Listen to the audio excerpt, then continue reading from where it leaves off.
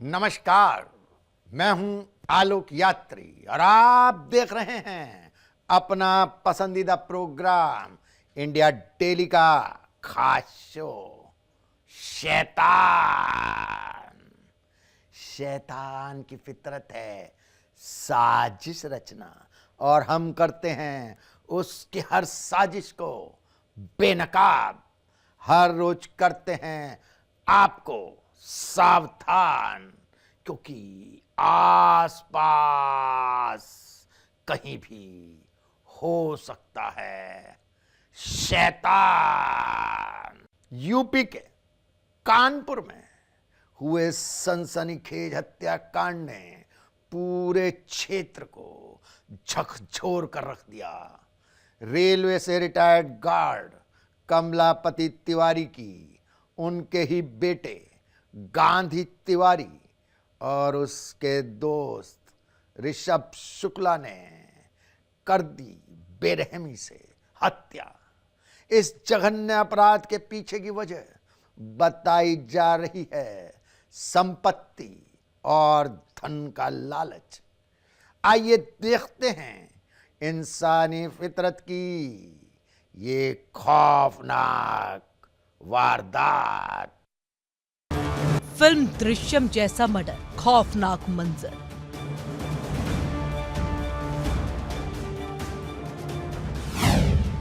बेटा बना दरिंदा, रिश्ते को किया शर्मिंदा।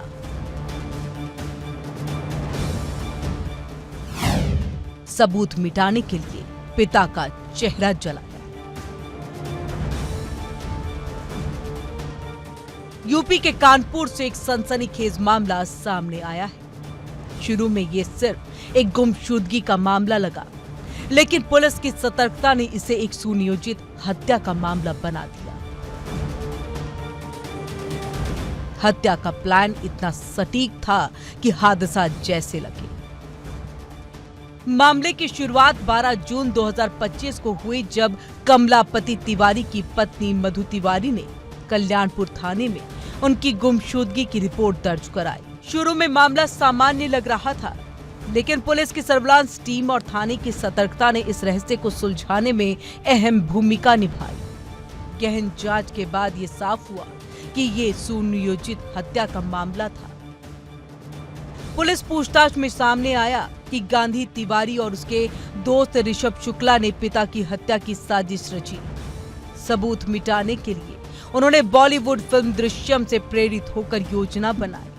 शव को गाड़ी में भरकर औरैया ले जाया गया। नहर के किनारे फेंककर पेट्रोल डालकर जला दिया गया, जिससे कोई सबूत न बचे। दरअसल कमलापति तिवारी के पास पेंशन के अलावा 8 दुकानों का किराया था। गांधी तिवारी इस संपत्ति पर कब्जा करना चाहता था। संपत्ति और धन की लालच ने बेटे को पिता का जीवन खत्म करने तक के कदम पर ला दिया। पुलिस ने आरोपी गांधी तिवारी और ऋषभ शुक्ला को गिरफ्तार कर लिया है। जांच पूरी होने के बाद सभी तथ्यों को अदालत में पेश किया जाएगा। ये केस संपत्ति के लालच और मानवता के हनन का उदाहरण है। कमलापति तिवारी गार्ड के पद से रिटायर्ड हुए थे और उनकी 8 दुकानें थी और उनके पेंशन का पैसा भी अपने बच्चों को नहीं देते थे। उनकी पत्नी इनके साथ नहीं रहती थी, वृंदावन में रहती थी, बच्चे अलग रहते थे। उनके बेटे गांधी तिवारी ने अपने दोस्त ऋषभ शुक्ला के साथ मिल करके उनको रास्ते सताने की सोची और उन्होंने जो है उनको घर में ही मार दिया। मार करके ले गए वहाँ नहर के किनारे पर, वहाँ गाड़ी फेंकी और उसको पेट्रोल डाल के जला दिया। ये केस साबित करता है कि लालच इंसान को कितना अमानवीय बना सकता है। ये मामला साफ दिखाता है कि संपत्ति और धन की लालच इंसान को किस हद तक अपराध करने पर मजबूर कर सकती है। हत्या की योजना, फिल्म से प्रेरित सबूत मिटाने की कोशिश और हत्या के बाद का चालाकी भरा कदम, सभी ने पुलिस के लिए चुनौती खड़ी कर दी। लेकिन सतर्क पुलिस टीम ने अपराधियों को पकड़ करके न्याय की राह को सुनिश्चित किया। कल्याणपुर का ये केस हमें ये याद दिलाता है कि परिवार में विश्वास और संपत्ति की लालच कभी-कभी कितनी विनाशकारी हो सकती है। पुलिस की सतर्कता और तकनीकी जांच ने इस हत्या का रहस्य उजागर किया और अपराधियों को न्याय के सामने ला दिया। ये वारदात सिर्फ अपराध की कहानी नहीं, बल्कि सावधानी और न्याय का सबक भी है। ये सिर्फ एक हत्या का मामला नहीं, ये लालच और विश्वासघात की कहानी भी है। कमलापति तिवारी की जिंदगी इतनी अचानक और बेरहमी से खत्म हो गई कि पीछे रह गया सिर्फ गम और सवाल। आज कमलापति तिवारी का परिवार न्याय की उम्मीद के साथ खड़ा है। ये समाज के लिए एक चेतावनी भी है कि लालच और अपराध का रास्ता कभी सुख नहीं देता, सिर्फ दर्द और पीड़ा छोड़ जाता है। Bureau report, India daily. UP के सोनभद्र में संदिग्ध परिस्थितियों में एक युवक की मौत से मच गया हड़कंप। 20 वर्षीय युवक 8-10 दोस्तों के साथ करने गया था दावत, लेकिन जहां हो गई उसकी मौत। परिजनों ने लगाया जहर देकर मारने का आरोप। एक अनजान हादसे में बुझ गया घर का इकलौता चिराग। पुलिस और फॉरेंसिक टीम कर रही है इस कत्ल की जांच। आइए देखते हैं परिजन क्यों लगा रहे हैं पैसों के लेन देन में कत्ल का इल्जाम।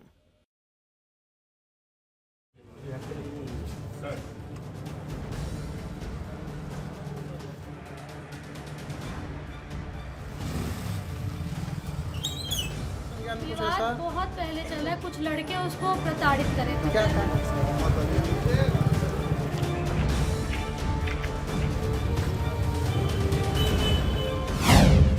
संदिग्ध हालात में मिला युवक का शव।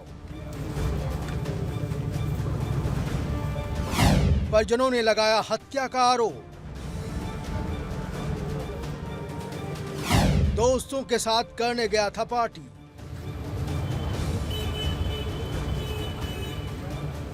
मुंह से निकला झाग, अस्पताल में था भर्ती।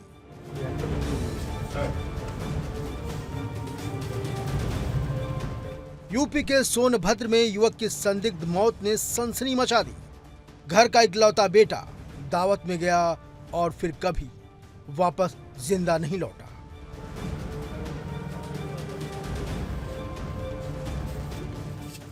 दरअसल 20 साल का युवक अपने दोस्तों के साथ पार्टी में गया था। पार्टी के दौरान अचानक उसकी तबीयत बिगड़ गई और मुंह से झाग निकलने लगा। आनन फानन में दोस्तों ने परिजनों को फोन किया और उसे अस्पताल ले जाया गया। पहले ओबरा अस्पताल और फिर वाराणसी ट्रॉमा सेंटर के लिए रेफर किया गया, लेकिन रास्ते में ही गौरव की मौत हो गई।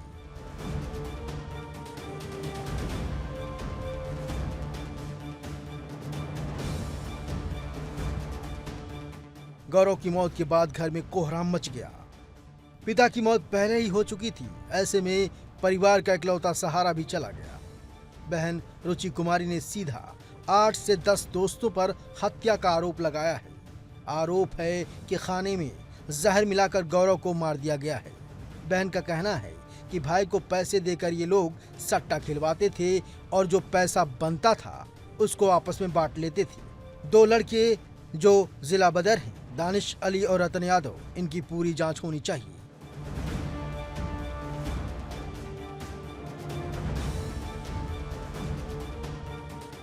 आठ 10 लड़कों का नाम उसका वो जो रतन सिंह दोस्त ने बताया है, जिसमें कि विनायक मालवी हैं, अर्जुन है, मिस्टर है, दानिश है और पता नहीं बहुत सारे, एक तो नाम तो है जो कोई मामला विवाद पहले चल रहा है आप लोगों को संज्ञान में कुछ ऐसा? विवाद बहुत पहले चला है। कुछ लड़के उसको प्रताड़ित करे थे। क्या कारण है? कारण ये था कि इससे लोग सट्टा खिलवाते थे, खुद पैसा देते थे इसको खेलने का और ये खेलता था। ये कितने दिनों से चल रहा है? ये 1.5 साल से चल रहा है। वहीं गौरव के दोस्तों का दावा है कि उन्होंने उसे सड़क किनारे गिरा हुआ देखा और फिर अस्पताल ले गए। गगन नाम के दोस्त ने बताया कि गौरव की तबीयत अचानक बिगड़ी थी।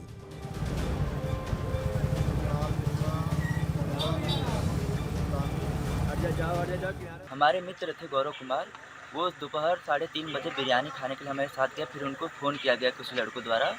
वो फ़ोन पे बात करके वो गए वो ट्रिपल एस होटल के बगल में। वहाँ उन्होंने पता नहीं क्या बातें की, अपने पैसे का लेन देन की बातें थी। उसके बाद वो बोले 1.5 घंटे में हम फ्रेश होके आ रहे हैं। फिर गौरव कुमार वहाँ फ्रेश होके जब आए वहाँ से तो 10 मिनट तक ठीक है। फिर वो होटल के पीछे जो होटल है वो भी बताएगा कि पीछे वो गिरे हुए थे। तो हम गए टंकी पे तो उनके मुँह से गाज फेंक रहा था। तो हम वहाँ से उनको तुरंत गाड़ी में अपने हाथों में उठाया अपने हाथों से गए टंकी पे। वहाँ परियोजना में अस्पताल में पूरी कार्रवाई की।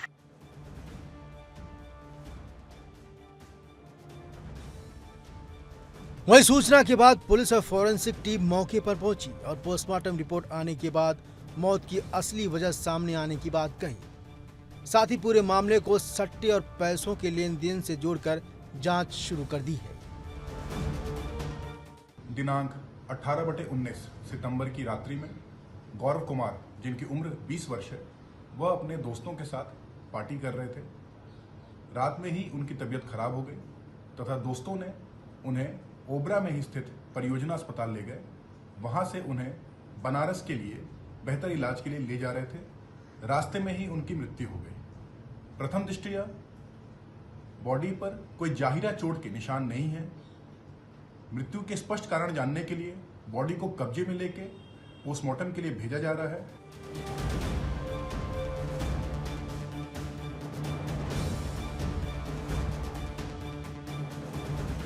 पुलिस के मुताबिक गौरव सट्टे के धंधे से जुड़ा हुआ था।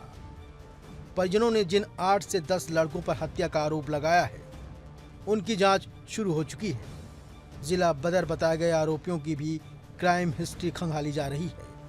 गौरव की मौत ने पूरे परिवार को तोड़ दिया है। पिता की मौत के बाद मां और बहन का वो अकेला सहारा था, अब वो भी चला गया। परिजन न्याय की गुहार लगा रहे हैं और पुलिस सच्चाई तक पहुंचने का दावा कर रही है। लेकिन सवाल यही है, क्या ये वाकई हादसा था या फिर दोस्तों के बीच छिपा कोई खौफनाक राज? फिलहाल गौरव की मौत का राज पोस्टमार्टम रिपोर्ट और पुलिस जांच के बाद ही पूरी तरह साफ हो पाएगा। लेकिन ये मामला साफ करता है कि लालच और गलत रास्तों में पड़ा इंसान सिर्फ अपनी नहीं, पूरे परिवार की जिंदगी बर्बाद कर देता है। Bureau report, India daily.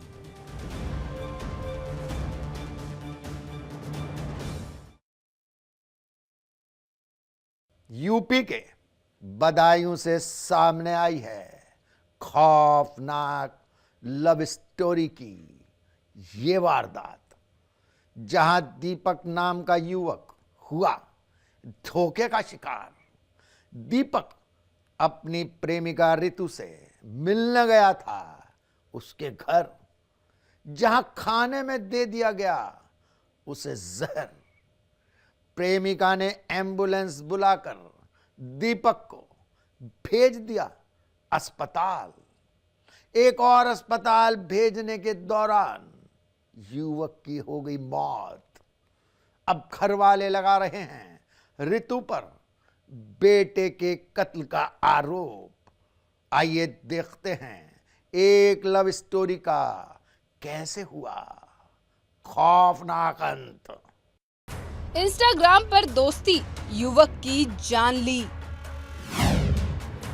घर पर बुलाया, प्रेमी को दिया जहर। महिला थी शादीशुदा, युवक भोला भाला। परिवार था बेखबर, जीवन भर का दर्द। यूपी के बदायूं में सोशल मीडिया पर दोस्ती घातक साबित हुई। फेसबुक और इंस्टाग्राम से शुरू हुआ प्यार आखिरकार मौत में बदल गया। दीपक की मौत ने पूरे परिवार और गांव में कोहराम मचा दिया। 12वीं तक पढ़ाई करने के बाद दीपक खेतीबाड़ी में अपने परिवार का हाथ बटाता था। खाली समय में मोबाइल और सोशल मीडिया चलाता था। 1.5 साल पहले फेसबुक इंस्टाग्राम पर उसकी दोस्ती रितु गुप्ता से हुई। दोस्ती इतनी बड़ी कि दीपक अपनी प्रेमिका को होटल पर बुलाकर खाना खिलाने लगा। प्रेमिका भी दीपक को अक्सर बुलाती थी। दीपक ने इस रिश्ते की भनक अपने परिजनों को नहीं लगने दी। रितु गुप्ता पहले से ही शादीशुदा थी और अपने पति के घर नहीं जाना चाहती थी। इसी कड़ी में रितु ने दीपक को अपने घर बुलाया और चाय नाश्ते में जहरीला पदार्थ मिला दिया, जिसे खाने के बाद दीपक की हालत बिगड़ गई। इस बीच रितु ने एम्बुलेंस को फोन कर दीपक को CHC दातागंज में भर्ती कराया। डॉक्टर्स ने फोन पर परिजनों को बताया कि हालत गंभीर है। परिजन CHC पहुंचे, लेकिन तब तक हालत गंभीर हो चुकी थी। उसे मुरादाबाद इलाज के लिए एम्बुलेंस में ले जाया गया, लेकिन रास्ते में दीपक ने दम तोड़ दिया।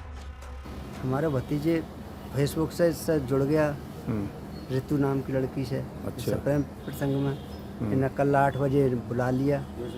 फिर उन्होंने जहर किसी पदार्थ खिला दिया, किसी खाने में किसी में मिला के।